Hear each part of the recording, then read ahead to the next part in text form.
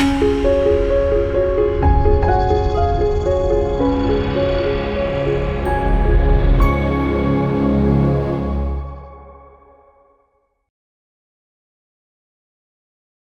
namaskaram. Hello and welcome to everyone tuning into today's podcast episode. My name is Jitendra Goodlavaleti and I have the great pleasure of interviewing Sai Pogluri Garu and Raja Lakshmi Garu today. Pleasure talking to you again. No, this is really something that we have been looking forward to. Thanks for kind of hosting this, Jitendra. I really appreciate it. And I think one thing which I've had a lot of talk with like friends and others in the community is everybody goes to the gym, 3, 4 times a week to go work out. But when they start getting these cortisol spikes, then they start asking, what do I do so I can work out, and reduce that stress or even grow in terms of knowledge and understanding. So I've always said going to the temple is also kind of like a mental gym to work out your mind. Could you maybe speak to historically as a civilization how Bharat has utilized temples to kind of bring the whole civilization together and the functions and roles that they played in the communities? Yeah, so there is a beautiful research, even recently, is temple cities. Like if you take all the way from Kashi to Madurai to Tirupati, these temple cities have, I hate to use the word survive, they have thrived for thousands of years. I've been to Motor City, Detroit. Yeah. I've seen like the great times of Detroit, an unfortunate current impacted due to change in just a certain industry pattern, right? Whereas the temple structure revolved around the entire societal economic activity. They first brought everybody in terms of conceptualizing how the society should come.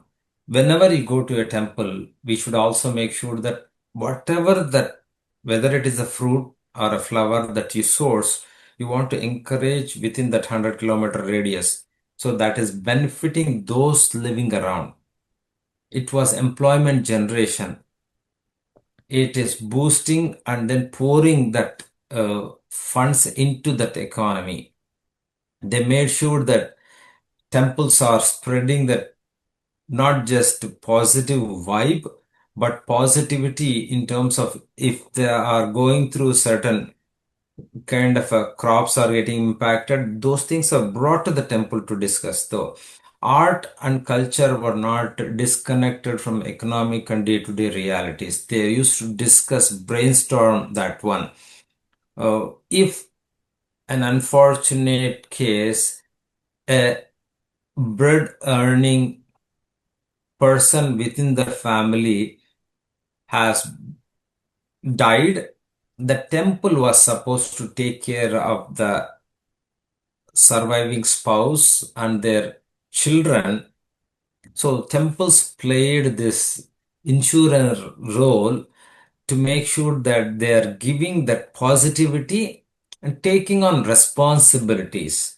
So temples were always connecting everything. They brought this arts and culture, but art and culture was very much open to the realities. So when we also saw that uh, a certain aspect of the society is getting impacted, they brought all the forces together and making sure that now how can you kind of address that immediate. When there were droughts there, they identified what are the water sources, how can we do that. They mobilized the society for a greater cause. So it was really the center of action. So that kind of a temple society driven ecosystem, because they always were rooted in ethics. That ethics is like Satyam, we keep using Satyam means Sarvabhuta Hitartha Bhashanam, means whatever you are saying or doing, it has to do universal good, not to you as an individual, your family, and your immediate society. Exactly. Your temple's activity should not be negatively impacting somebody 200 kilometers away. So they were able to really see this and take always a long-term view and act on it. So that is the uh, role that temples played. And there is again a lot of timeline based says that temples have been part of a modern evolution of Sanatana Dharma. There is no temples in Vedic times. Then they never read Vedas. That's why, like, they never studied. Vedas are not supposed to be read, right? Like, when you Yeah. study, the forms of worship have been there all along. Even in Ramayana times, there were temples there. Yeah. Ramayana, we're talking about millions of years ago. Right. So I really like that conversation, and we could probably talk about that for hours. So I kind of Correct. want to Yes. start going to to more topics, but I really like one aspect of that is that you said temples are grounded in ethics, and also I think one thing people can note here is whenever we pray, we always have at the foundation of it loka samasta sukhino bhavantu. So we are Absolutely. always praying for the peace in the entire universe, not just in the location that we are praying. So Correct. on that topic of doing a puja, when we're doing that puja, we tend to offer many different things. Like we offer milk, flowers, fruits, and some people, they may say, "Oh, what happens at the end? You fill the whole bucket of milk for tirdam, but then you may just dump it outside, or you may, water it to the plants or something," and they kind of call it a bit wasteful, maybe. So, what really is the purpose of using these different artifacts in a puja, and what do they kind of symbolize? How are we really getting use out of them when we're praying? Why not just chant and that does the job? Yeah, see, again, I would say that can we really do the same thing in a chemical lab? We will sit down and chant, and then we'll produce like an organic or inorganic compound out of chanting. No, it is not. So when we talk about material world, we have to really talk in material sense.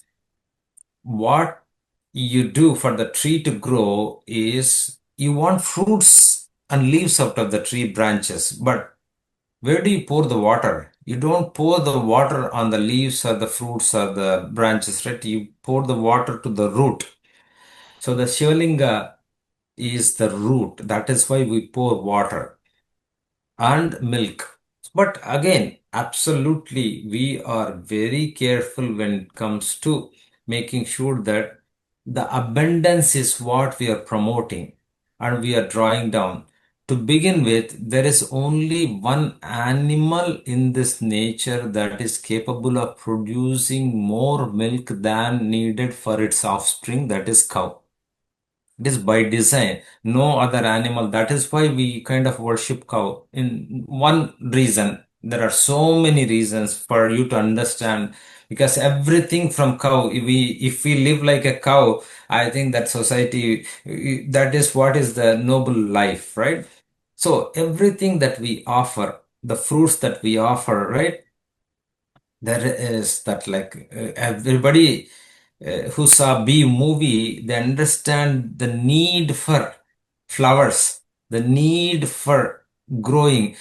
Every temple is surrounded with this flora and fauna that is much like when we go to Ganesh Chaturthi, we are supposed to go around, not go to this grocery store and buy all this Ekavimshati Patrani.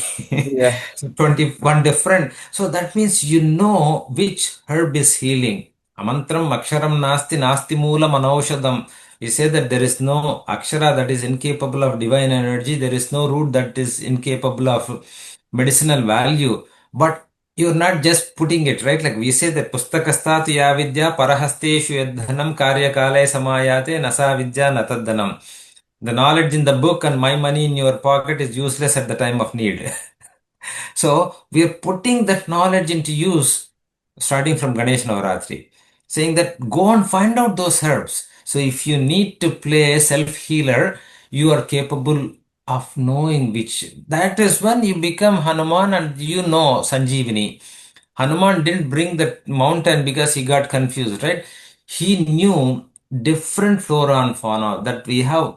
four major categories for fixing broken bones, for joining bones. Vishalyakarani, Sandhanakarani, Sanjeevakarani means reviving from near death. And Saundaryakarani, because war means so many scratches are there. When you call emergency, they will come with the entire pharmacy. They won't just come with two Tylenols and three kind of needles that you need. They will bring the whole thing, then they will take it back. Hanuman brought the entire thing, used it for the purpose, and took it back.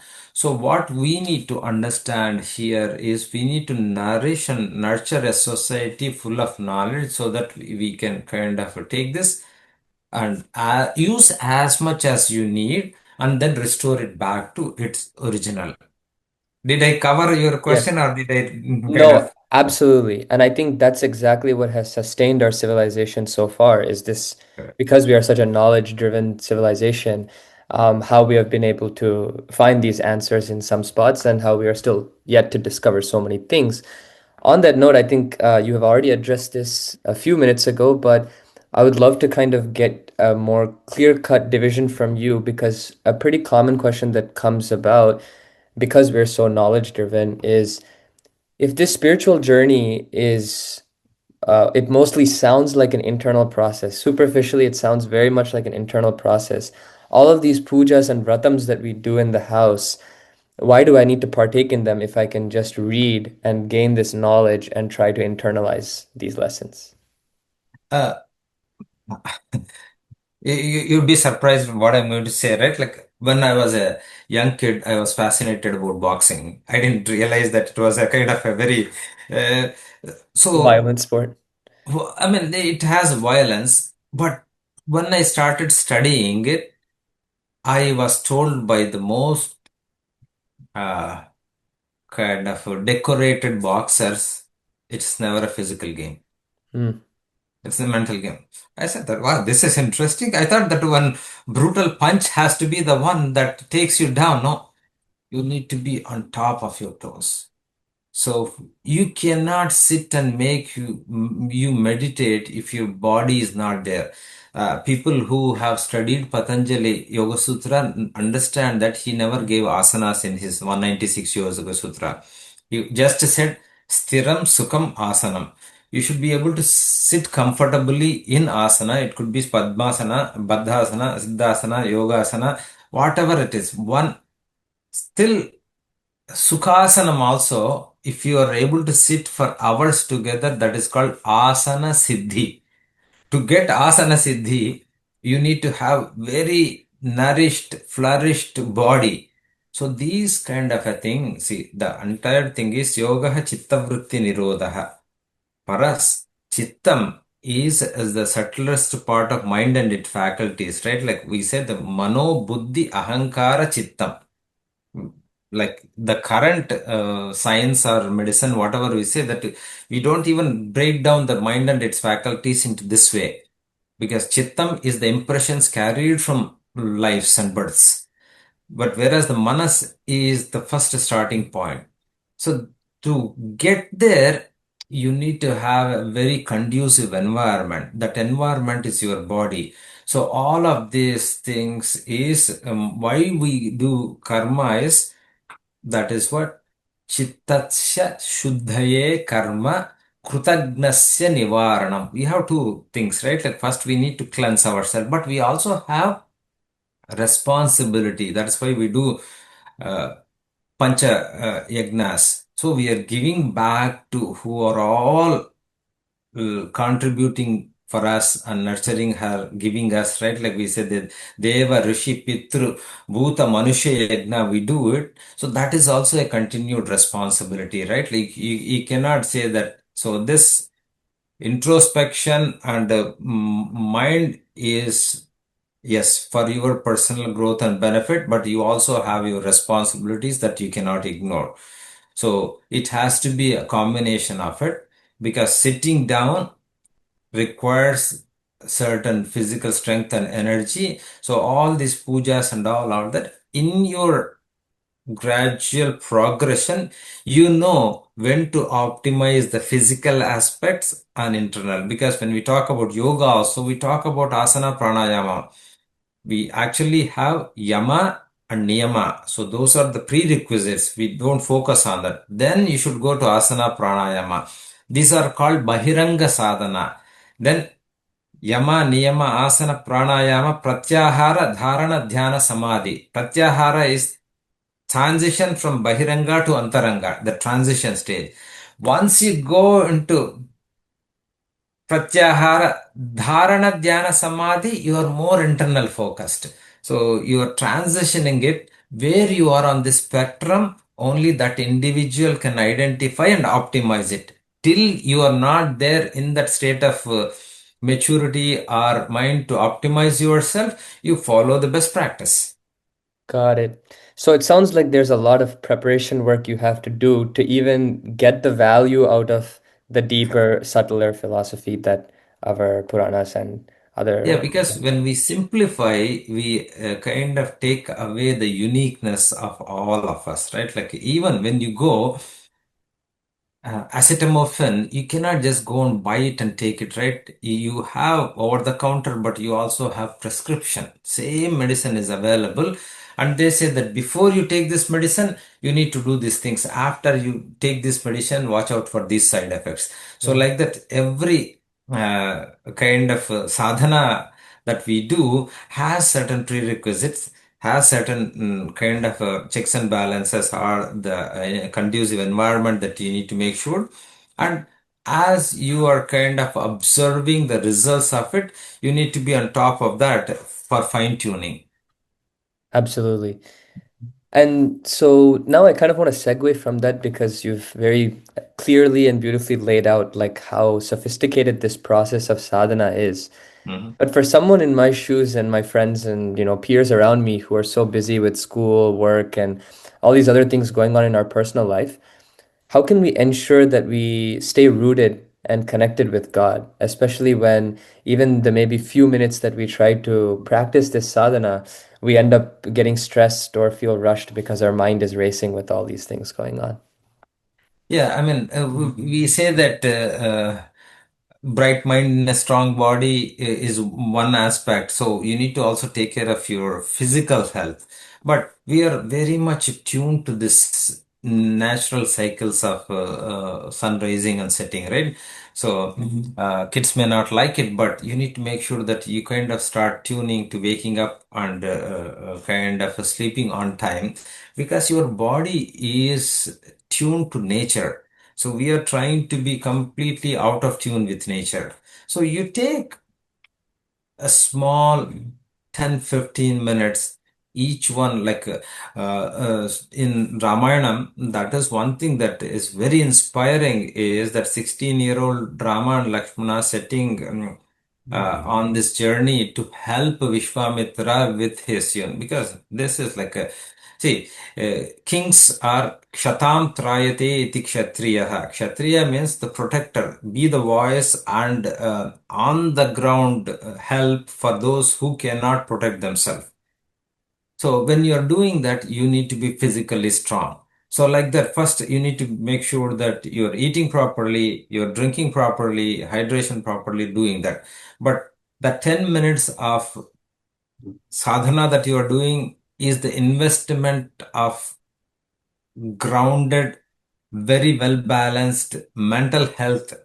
These are the terms that I hate to use, but these are the current day reality, right? Like, are we even starting? We are all getting impacted by these gadgets, right? Like, are we really doing? And then I do like little bit of my sadhana for my netra. So like that is why, like then, because when we are only looking at this one, a lot of us will develop stiffness there.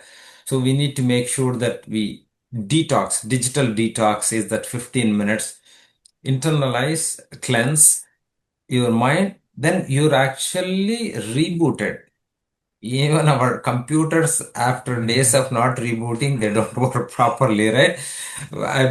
I started my life on the field. I've been a as a frontline service desk technician, we used to say that nothing works, reboot. Even today, it magically works. So we need to reboot our machine every day. That 15-20 minutes of routine you need is your memory is clear. Kind of, right? Like you're cleaning out all those files that really are unwanted. Your garbage collection is perfect. Now your recycle bin is empty, then now you're starting your day. So look at this through a very material beneficial lens and you will have highly beneficial. What routine fits for you? Sit down with your elders in the family or with a guru and say that what can I start with? The simple thing is like start with a simple pranayama. If you don't know, just sit down and normalize your breathing and then take some nama, or if you know any stotra, right? Like again, we have such a kind of a flavor. Take one and chant it for like if I know Rama, Sri Ramaya Namaha, Yeah, Shivaya Namaha.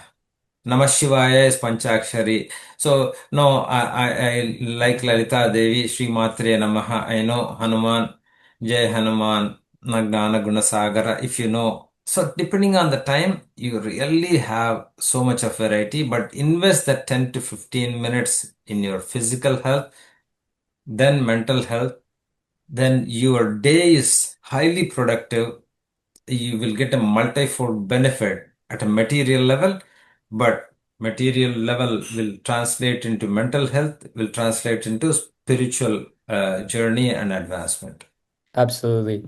And that's very clear. One thing that I think in what you said, there's so much variety and so much opportunity for them to access prayer and have and at least start that rudimentary connection with God. But one thing I hear from my peers that maybe discourages them or kind of scares them is that almost every prayer or mantra is in Sanskritam. And you touched on this earlier, that learning your mother tongue and kind of touching on Sanskritam will open your doors very broadly. So a question that I hear very frequently is, can I genuinely connect with God if I don't actually know how to speak my mother tongue or Sanskritam? And is it possible to pray to God in any language? Like, can I talk to God in English, for example? So, talking to God in English is, I mean, any language is not a barrier, I agree. But when again, I will go back, you are trying to harness a certain energy, then that energy takes the form of like whenever we talk about mantras or these are all Shabda Brahman. So we are like I have not seen any linguistic grammar or grammarian talk about how sound really comes out. In Paniniya Shiksha says that Atma Buddhya Sametyarda Manoyunkti Vivakshaya Manah Kayagnimahanti Saprerayati Marutah Marutah Urasi Charan Mandran Janayati Swaram. He says that Swaratah Kalatah Sthanat Prayatnanu Pradhanatah. So very, very, very subtle and fine-tuned way of how the we are talking so far, but we never pay attention how this sound is coming out because it is touching here. We say that kantya, kakka, like we say the papa, like we say that osta. So we have very precise signs. Mother tongues, I mean, most Indian languages are 80 to 95% affinity to same thing. Everything has kachata tapa is there in Sanskritam and most Indian languages, including Tamil. So because I come from that background, so I know that. So when you're harnessing that, it people are kind of saying that now you should be open to learning. It is not at all difficult. Why don't you enjoy? See, whenever you are into fitness, you are so open that if you are into say these days, both boxing, whether it is ice hockey, basketball, everybody is learning asanas and then practicing it because it is actually helping their routine to be better. Yeah. So when you are into kind of data science or something else. So this scripting language is more efficient. You learn. So why are you limiting your learning potential by saying that I won't embark on this one, right? Typically, Sanskritam is a language that has a very built-in uh, high energy in terms of the sound because you can harness the energy very quickly. But those local Indian languages are also said that, but that is why, like we have Hanuman Chalisa, that Hanuman Chalisa is divine. Similarly, when you go to South, you have Annamaya. He has used Padakavita, very simple words, and harness the same energy, which is true from Himalaya Samarabhyam Yavadindu Sarovaram. North to south, these kind of energies are there. They make your pursuit a lot simpler and easier. So you have like a big library to choose from and be open to exploring these opportunities. Absolutely. I think there's a lot to dive into there in terms of how Sanskritam is such an energy-driven language Correct. and how we can harness that energy in the mantrams that we learned, however simple it may be, like you said, even just Namah Shivaya or picking one or two devatas and Yeah. going on that journey.